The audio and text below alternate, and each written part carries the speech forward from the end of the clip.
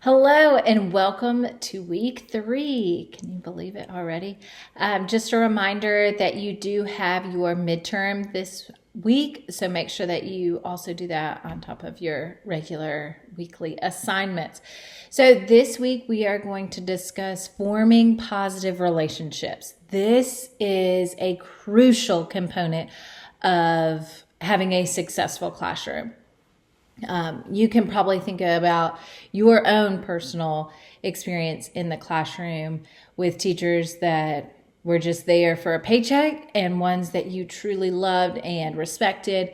But having those positive relationships will make your life so much easier. So we're going to talk about how to establish those and why they matter. So first, let's look at the research. So research shows that positive teachers have a greater relationship with their students. They're able to relate to their students, engage them. The classroom behavior is far better than ones that do not have that relationship. And then the students will perform academically, socially, all the things if you have that relationship. I had a student one time that came to me in 5th grade and said she is a very smart student, but failed her EOG the year before. And at the very beginning of the year, I asked her, I said, you should be in this upper class. Like, why are you not in Stride AIG? And she was like, I failed my EOG on purpose. I didn't like my teacher. And for a 5th grader to say that, you just never know how your relationship can impact them academically, socially, all of the things. So having those positive relationships will help you in negative situations. You will have fewer disruptions. You will have students on task wanting to learn this material.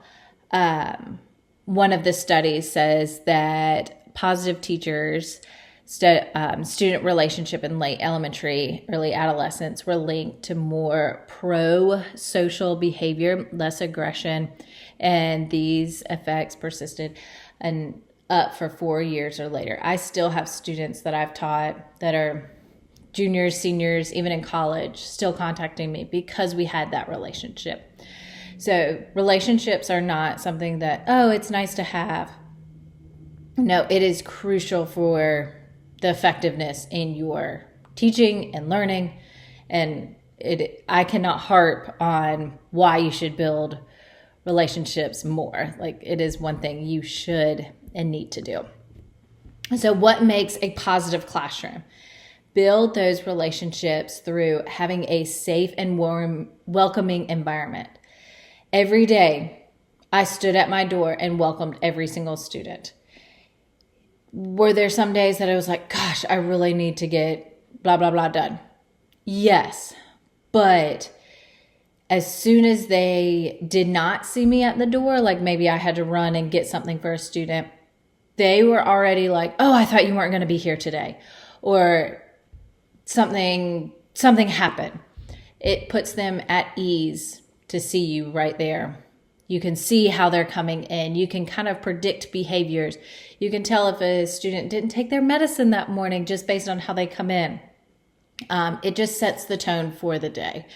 Mutual respect between students and teachers. There's many times that I would use, I respect you, now you need to respect me. I don't talk to you that way, so you shouldn't talk to me that way. Also, having clear expectations and routines. Students knew that their homework was due on Friday. No ifs, ands, or buts. If you are lenient with that, then they're not going to have those clear expectations, and then it's going to cause chaos and they'll take advantage of you. Having that open communication. There was many times that I was like, hey guys, I did not sleep well last night, or my grandmother is not doing well. So if I have my phone out, it's not because I'm just on it on Facebook is because my grandmother is not doing well or something like that. Just being open and honest with them. They see you as a person, and they also kind of give you a leeway, but it also opens that door of if they are not having a good day or something happened at home, because as you know, kids have lives too and things happen, that they will have that open communication back and forth. And then support all learners. So everyone can learn, no matter their background, their disabilities or not, or anything. All students can learn. And if we have that mindset, then they will thrive. All right? Getting to know your classmates. So communication. Use I statements when expressing feelings. So I feel sad when you are not listening.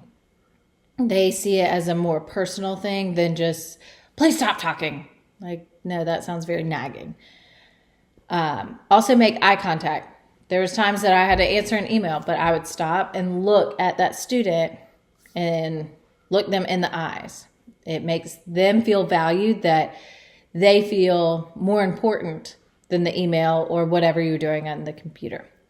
Practice taking turns speaking. So in my classroom, I did not do all the speaking. I wanted them to talk and collaborate because students don't know how to communicate anymore, thanks to COVID and other things. But really looking at how do we talk to people, giving positive feedback to others, just any way you can give a compliment, they will thrive. And then ask questions about what they're interested. If you know somebody plays baseball, ask how their game was. It's simple things like that that I would do as they were walking in the door in the morning or when we were transitioning, just little things like that. I didn't make a huge deal about it, but just trying to get to know them. And then personal skills. I love to use my own interests and hobbies in my lesson plans. So if there was any way I could incorporate fishing, I would. The kids knew I love to fish, but it also gave that kind of connection to those who also like to fish. In math problems, use names when you're talking about somebody. Have them act it out. Proactive listening. Try to, when you are walking around, listen to what they are saying and making sure they're on task. You will learn a whole lot when they're doing group work, instead of just going back and sitting at your desk. Walk around, listen. Show respect for differences. There's many times I had a classroom full of students that did not look like me, which I loved. I was able to learn so much. But be honest and be like, I don't know all of this. These were my traditions. This is my culture. I don't know, and have them share out. And then find common ground with others. Just seeing that we are all here to learn, be respectful, and build that community. So here are some other research practices. This was actually from one of my 5th grade classes. We started the year off with a lot of team building things. I know sometimes that's cliche, but it breaks up the day because you're not focused so much on academics. You're just focused on getting to know them. But I learned so much just from walking around and listening and seeing how they interact, who I need to pair up with whom. But focus your first week. I did like the first 3 days, but 3 to 5 days of just building your relationships, building your classroom community, building that rapport of create classroom agreements. How do we treat each other? Help maintain a clean workspace, especially if you're transitioning different classes and students are like switching classes.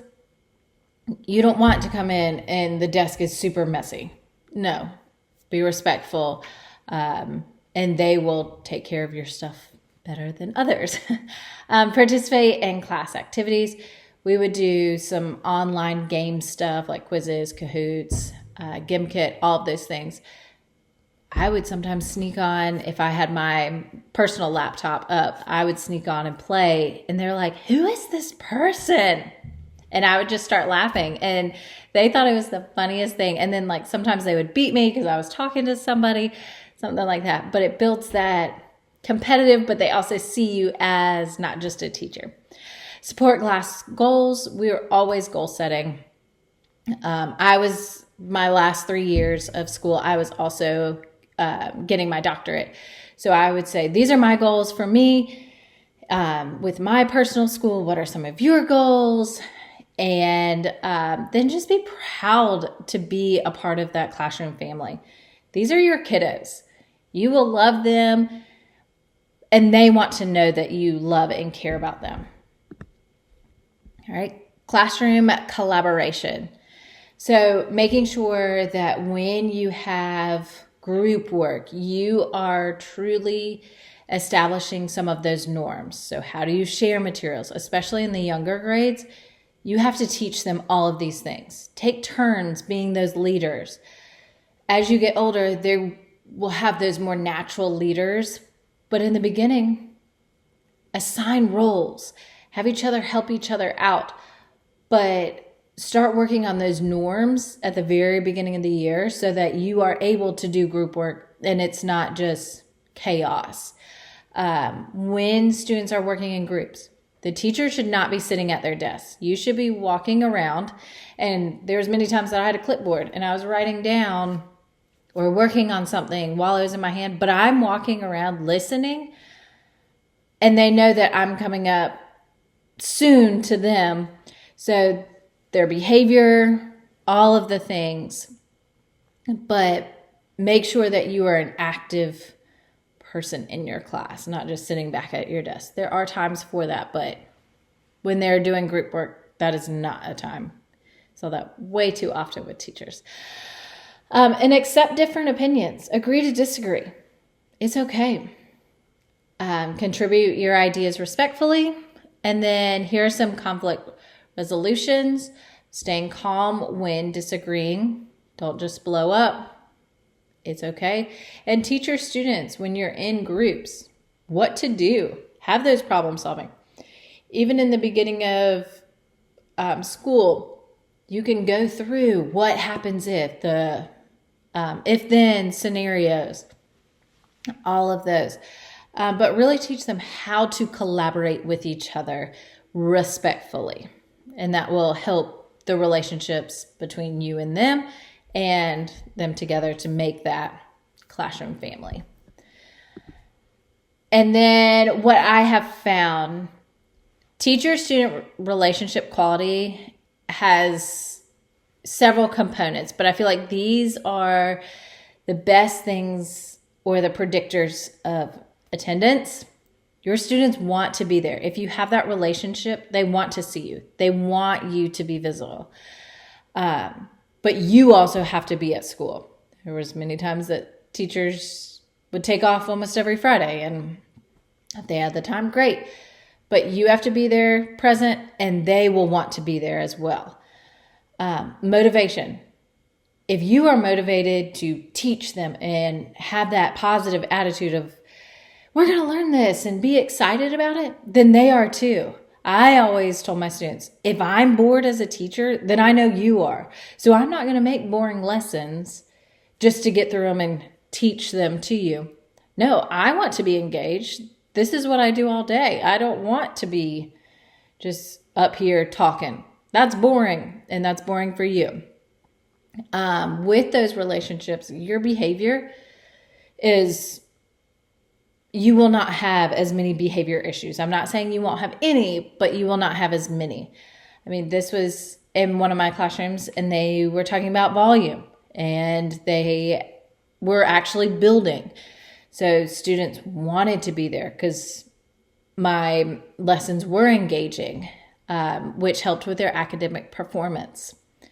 So all of these things, I know it's a lot to think about, but one thing is, you are their teacher, not their friend, but you still want to establish that relationship of showing interest in them, caring for them, loving them, but holding them to those high expectations and not being just their friend. That's hard, but you have to find that balance of, I am the teacher, we have mutual respect, but holding them to that high expectation. So thank you for listening. If you have any questions, please let me know. I am here to support you before, during, after, all of the things with your teaching. If you ever want to bounce ideas, I am here to support you. Just reach out. I hope you have a great week. Thank you.